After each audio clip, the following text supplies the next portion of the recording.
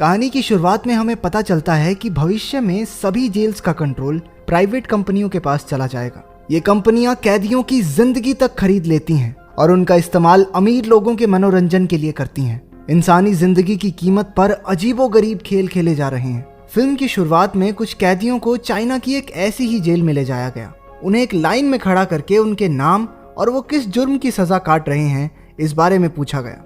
अपराधियों में एक रिकी नाम का 20 साल का लड़का भी था जिसे हत्या करने के जुर्म में 10 साल की कैद की सजा सुनाई गई थी। वो बाकी सब की तरह नहीं था, गार्ड्स की बात ना मानकर अपने हिसाब से चलता। लाजमी है कि उन गार्ड्स को वो शुरुआत से ही पसंद नहीं आया, तो जैसे ही उसकी बारी में मेटल डिटेक्टर मशीन का अलार्म बजा वो सब उस पर टूट पड़े। उन्होंने उसके शरीर का एक्सरे निकलवाया जिसमें पता चला कि उसके शरीर के अंदर कई बंदूक की गोलियां धसी पड़ी हैं। जब उससे पूछा गया कि उसने डॉक्टर को उन्हें निकालने क्यों नहीं दिया, तो रिकी ने जवाब दिया कि ये तो तोहफा है उस आदमी की तरफ से जिसका कत्ल उसने किया था। उसका जवाब सुनने के बाद किसी की आगे कुछ कहने की हिम्मत ही नहीं हुई। उस जेल को 4 हिस्सों में बांटा गया था और हर हिस्से का एक लीडर भी था जो वार्डन के साथ मिलकर काम किया करता। एक दिन सैमुअल नाम का एक कैदी बाथरूम में एक बूढ़े आदमी को परेशान कर रहा था। सैमुअल और उसके चेलों ने बिना बात के उसे मारा, उसकी नाक तक तोड़ दी। आवाजें सुनकर एक गार्ड वहां आया, लेकिन जब उसे पता चला कि ये सब सैमुअल ने किया है तो वो चुपचाप वहां से चला गया। रिकी दरवाजे पर खड़ा ये सब देख रहा था। उसने सैमुअल को टांग अड़ाकर एक कीलों से भरी लकड़ी पर गिरा दिया। सैमुअल के आधे चेहरे पर कीलें ठुक गई, लेकिन वो मरा नहीं। उसके चमचों ने रिकी को डराने की कोशिश की, लेकिन उसके एक बार घूरने पर वो समझ गए कि ये चाइनीज सनी देओल है। इससे पंगा लिया तो चीर देगा, फाड़ देगा, मार देगा। तो वो अपने जख्मी बॉस की देखभाल में लग गए। सैमुअल की मरहम पट्टी हो जाने के बाद वो रिकी से बदला लेने का प्लान बनाता है। वो जानता था कि वो अकेले उसका कुछ नहीं बिगाड़ सकता, तो उसने जेल के सबसे बड़े कातिल को उसे मारने के लिए हायर किया। लोग उसे पगला ड्रैगन भी बुलाते थे, क्योंकि ये भैंसा आज तक 50 से ज्यादा कैदियों को मार चुका है। सैमुअल ने एक गार्ड को पैसे देकर उसे बाहर निकलवाया। अगले दिन उसने बाथरूम में रिकी को देखा और एक जोरदार मुक्का दिया। रिकी उठा और एक ही वार में उसकी अंतड़ियां बाहर निकाल दी। जब सैमुअल ने बीच में आने की कोशिश की तो रिकी ने इतनी जोर से मुक्का मारा कि वो उसके पेट के आर पार हो गया। सैमुअल भी मारा गया। जब गार्ड्स रिकी को लेकर जा रहे थे तो वेस्ट विंग का लीडर हाय उससे मिलने आया। उसने उसे अपनी गैंग में शामिल होने का न्योता दिया। रिकी को यह सब ज्यादा पसंद तो नहीं था, लेकिन उसने मना भी नहीं किया। इसके बाद हमें रिकी की बीती जिंदगी दिखाई जाती है। उसके माँ बाप के मर जाने के बाद वो एक अनाथ आश्रम में रह रहा था।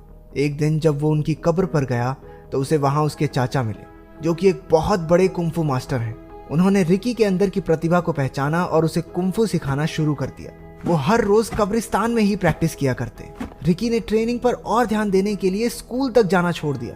समय के साथ वो बेहतर होता गया और जब उसने अपनी छाती से एक पत्थर को तोड़ दिया तो उसकी ट्रेनिंग पूरी हो गई।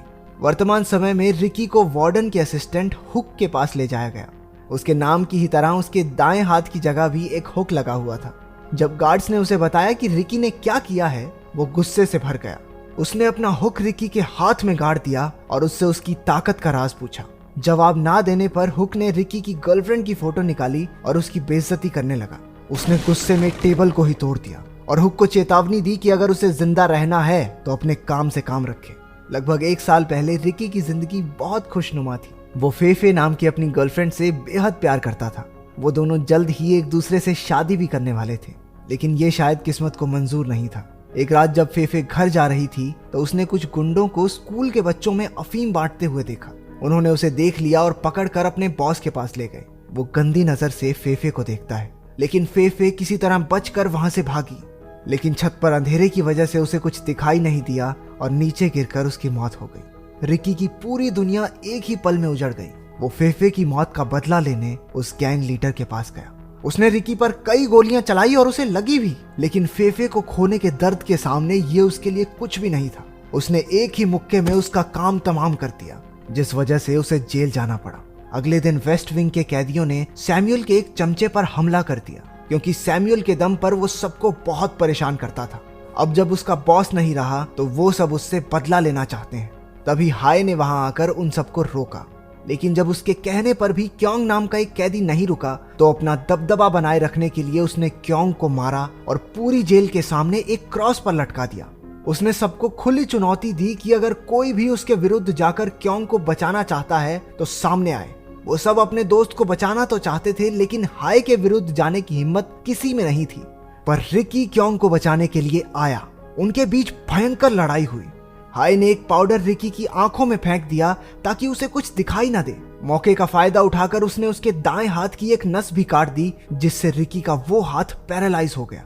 रिकी ने पानी के फवारे में अपनी आंखें धोई और अपने हाथ की नस की गांठ मारकर लड़ने को तैयार हो गया। अबे कोई डॉक्टर बनाओ इस लड़के को। इसके बाद रिकी ने हाय के सर के पीछे झन्नाटेदार थप्पड़ मारा। ये थप्पड़ इतना जोरदार था कि उसकी आंख ही बाहर आ गई। अपने आप को हारता हुआ देख हाय ने अपने पेट पर कट लगाया और अपनी स्मॉल इंटेस्टाइन बाहर निकाली ताकि वो उससे फंदा बनाकर रिकी का गला घोंटकर उसे मार सके। पर उसका ये दाव नाकाम रहा। रिकी ने आखिरकार उसकी खोपड़ी पे मुक्का दिया और हाय भैया चल बसे। उसे मारने के बाद रिकी ने कैंग को नीचे उतारा। असिस्टेंट वार्डन की सिक्योरिटी के लिए बाकी तीनों विंग्स के लीडर्स भी वहां आ गए। अगले दिन रिकी सोह नाम के एक आदमी से मिला। एक लीडर ने उसकी जीभ काट दी थी, जिस वजह से वो बात नहीं कर पाता था। तो रिकी ने उसे अपनी बांसुरी दे दी। खुश होकर सोह ने बदले में उसे अफीम के कुछ पत्ते दिए। थोड़ी छानबीन के बाद उसे पता चला कि जेल के साउथ विंग में वहां का लीडर और हुक मिलकर अफीम की खेती कर रहे हैं, जिसे बाद में स्कूली बच्चों को बेचा जाता है। क्योंकि फेफे की मौत भी अफीम की ही वजह से हुई थी, तो रिकी इसे रोकना अपनी जिंदगी का मकसद बना लेता है। कुछ दिन बाद उन गैंग लीडर्स को सोह और रिकी की दोस्ती के बारे में पता चला। उन्होंने उसे एक घिनौने तरीके से मारकर उसके शरीर को बाहर फेंक दिया ताकि वो सबके लिए एक सबक बन जाए। रिकी को अपने नए दोस्त की मौत का बहुत दुख हुआ। उस रात उसने पूरी अफीम की फसल को आग लगा दी। साउथ विंग का लीडर गुस्से में उस पर झपटा। रिकी उस पर भारी पड़ रहा था, लेकिन फिर तीनों लीडर्स एक साथ मिलकर लड़ने लगे। साउथ लीडर उनमें से सबसे दिमागदार था। नॉर्थ लीडर तेज धार वाले तारों से लड़ने में माहिर और ईस्ट लीडर उनमें से सबसे ज्यादा ताकतवर था। उन्होंने अपनी शक्तियों को मिलाकर उसे बंदी बना लिया और एक कमरे में बंद कर दिया। थोड़ी देर बाद ईस्ट विंग का लीडर उससे अकेले लड़ने पहुंचा, लेकिन तभी पूरा कमरा एक खास तरह की गीली सीमेंट से भर गया। रिकी ने वहां अपनी और ईस्ट विंग लीडर दोनों की जान बचाई, लेकिन इससे पहले कि वो हुक को छू भी पाता, उसके शरीर पर लगी सीमेंट सख्त होने लगी। उसका शरीर पूरी तरह से अकड़ गया।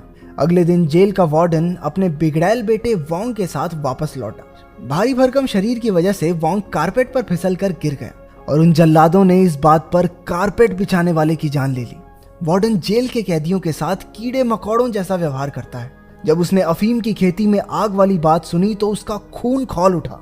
हुक उसे उस कारागार के पास लेकर गया जहां उन्होंने रिकी को बांधा था। उसका शरीर अभी भी सीमेंट में जकड़ा हुआ था, लेकिन वार्डन को देखकर रिकी ने वो सीमेंट की परत तोड़ डाली। उसने वार्डन की गर्दन पकड़कर वादा किया कि अफीम का कारोबार चलाने के लिए वो उसे मारेगा जरूर। ईस्ट विंग के लीडर ने वहां आकर उसे रोका। वो इतना ताकतवर था कि उसने उन लोहे की सलाखों को मोड़कर रिकी के हाथों के इर्द गिर्द हथकड़ियों की तरह घुमा दिया। वो वार्डन और उसके बेटे के मनोरंजन के लिए रिकी को पूरी तरह से पीटने लगा। इस दौरान उनमें से किसी ने फेफे का नाम लिया, जिसने रिकी के अंदर की आग को फिर से जला दिया। उसने अपने हाथों को वहां से निकाला और अपनी पूरी ताकत से ईस्ट लीडर के टेटवे पर मुक्का मारा। वो पल भर में मर गया, लेकिन इससे पहले कि वो वार्डन तक पहुंच पाता, वो लोहे की बनी छत नीचे आने लगी। वो अपने आप को उसके नीचे कुचले जाने से बचाता है, लेकिन वार्डन के आखिरी जाल में वो फंस गया। अगले दिन उसे जमीन में बनाए एक गड्ढे में रखा गया और उन्होंने बंदूक की नोक पर सभी कैदियों को उस गड्ढे को भरने को कहा। वो डरते डरते इस काम को करने लगे। उसे सांस लेने के लिए सिर्फ एक बैम्बू दिया गया। वो 1 हफ्ते तक जमीन में दबा रहा। 8वें दिन वार्डन ने उसकी लाश को बाहर निकालने का हुक्म दिया ताकि सबको पता चल जाए कि उसके खिलाफ जाने का अंजाम क्या होता है। लेकिन जब उसे बाहर निकाला गया तो वो बिल्कुल ठीक था। मरना तो दूर की बात है, यहाँ भैया गुलाटियां मार रहे हैं। सारे कैदी उसे जिंदा देखकर बहुत खुश हुए, लेकिन 1 हफ्ता बिना खाने और पानी के रिकी कमजोर तो हो गया था। साउथ विंग के लीडर ने उसे आसानी से नॉकआउट कर दिया। जब आंखें खुली तो उसने अपने आप को मौत के शिकंजे में पाया। अगर उसने हिलने की कोशिश की तो वो मारा जाएगा। वार्डन ने रिकी की ताकत से इंप्रेस होकर उसे अपने साथ मिल जाने को कहा, लेकिन रिकी इस बात पर भी उसकी बेइज्जती करता है। इस बात पर उसे और टॉर्चर किया गया।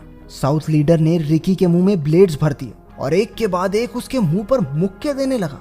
उसके रुकने पर रिकी ने वो ब्लेड्स वार्डन के मुंह पर दे मारे। रात के समय एक कैदी ने उसे खाना दिया और हिम्मत ना हारने को कहा। ये देखकर हुक उसके कमरे में गया जहां रिकी ने उसके सपोर्टर को मार दिया और हुक की इकलौती ठीक आंख भी फोड़ दी। और कितनी वायलेंस होगी इस मूवी में। सभी कैदी वार्डन के खिलाफ विद्रोह कर देते हैं। वार्डन किचन में अपने छोटे हाथी जैसे बेटे को खिला खिलाकर और थुलथुला कर रहा था। जल्द ही रिकी वहां पहुंच गया। नॉर्थ और साउथ लीडर्स भी वहां आ गए। उन तीनों के बीच फिर से लड़ाई शुरू हुई, लेकिन इस बार रिकी उन दोनों पर भारी पड़ा। रिकी ने साउथ विंग के लीडर को इतनी बेरहमी से मारा कि नॉर्थ वाला तो उसे देख के ही भाग गया। ऐसा लग रहा था मानो वार्डन की कहानी खत्म, लेकिन अचानक वो एक विशालकाय राक्षस में बदल गया। उनकी लड़ाई खतरनाक चल रही थी, लेकिन रिकी ने आखिरकार उसे मीट ग्राइंडर मशीन में घुसा दिया। सिर्फ उसकी खोपड़ी को लेकर रिकी बाहर आया और आखिरी सीन में जेल की दीवार तोड़कर उसने सबको आजाद कर दिया। इससे अजीबोगरीब फिल्म तुमने शायद ही कभी देखी होगी।